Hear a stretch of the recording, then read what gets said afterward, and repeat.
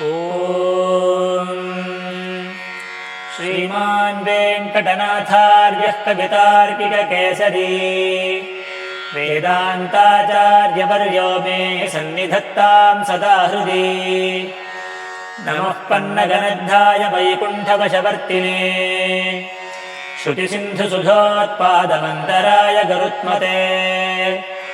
नमः पन्नगनद्धाय वैकुण्ठवशवर्तिने श्रुतिसिन्धुसुधोत्पादमन्तराय गरुत्मते। ॐ गरुडमखिलवेदनीडाधिरूढं द्विषत्पेडनोत्कण्ठिताकुण्ठवैकुण्ठपीठीकृतस्कन्धमीडे स्वनीडागतिप्रीतरुद्रासु कीर्तिस्तनाभोगगाढोपगूढस्फुरत्कण्टकव्रातवेधं यथा वेपमान विजिह्वाधिपाकल्पविष्पाद्यमानस्फटावाटिकारत्नरोचिश्छटाराजिनीराजितं कान्तिकल्लोलिनीराजितम्। जय गरुडसुपर्णदर्वीकराहार देवाधिपाहारहारिन्द्यभोकस्फटिक्षिप्तजम्भोडिधारागणाकल्पकल्पान्तपातूलकल्पोदयानल्पवीरायतोद्यच्च मत्कारदैत्यारजैत्रध्वजारोहजर्धारितोत्कर्ष सत्यादिमूर्ते नकश्चित् समस्ते नमस्ते पुनस्ते नमः।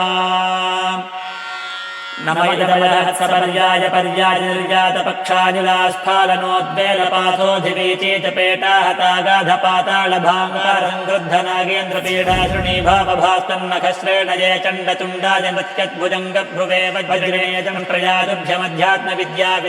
विधेया भवद्दास्यमापादजेथादजेराष्टमे।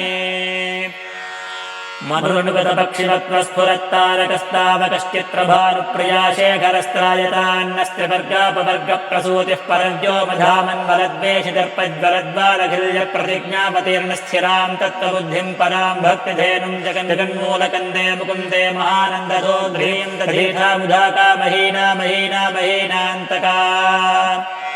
षट्त्रिंशद्गणचरणो नरपरिपाटी नवीनकुम्भगणः विष्णुरथदण्डकोऽयं विघटयति विपक्षवाहिनी व्यूहम्।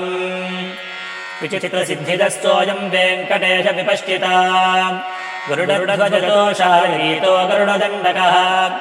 कवितार्किकसिंहाय कल्याणगुणशालिने श्रीमते वेङ्कटेशाय वेदान्तगुरवे नमः।